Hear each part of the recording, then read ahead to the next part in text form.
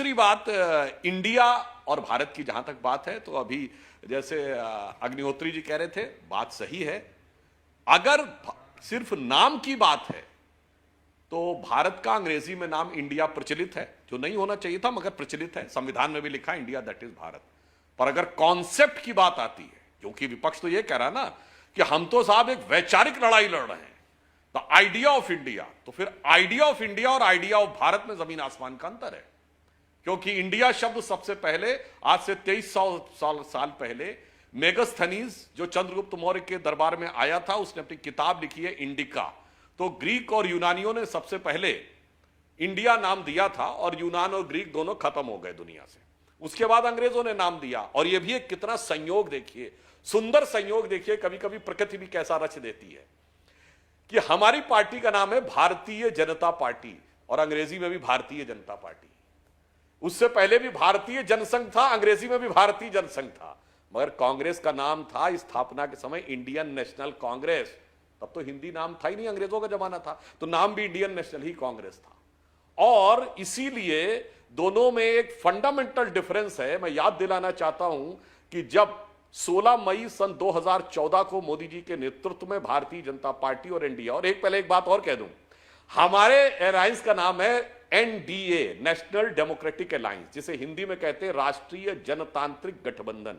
अब ये जिन्होंने इंडिया नाम दिया अपने अलायंस का, उनसे पूछे उसका हिंदी नाम क्या है। तो मैंने कई बार अपने प्रतिपक्षी प्रवक्ताओं से पूछा, तो वो गूगल सर्च करने लगे कि हिंदी नाम क्या है। मतलब अंग्रेजी सोच से शुरू होकर अंग्रेजी में ही खत्म हो गए, अंग्रेजी तक ही सोचा ही नहीं कि इसका हिंदी क्या होगा, कोई मतलब ही नहीं रह गया। क्यों?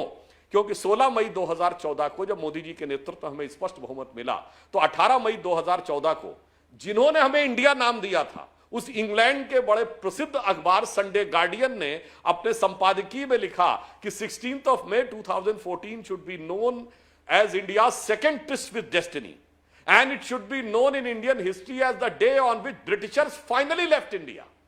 उसने कहा कि ज्यादातर समय उन लोगों का शासन रहा जिनके ऊपर ब्रिटिश कॉलोनियल लीगेसी को ही वो आगे बढ़ा रहे थे।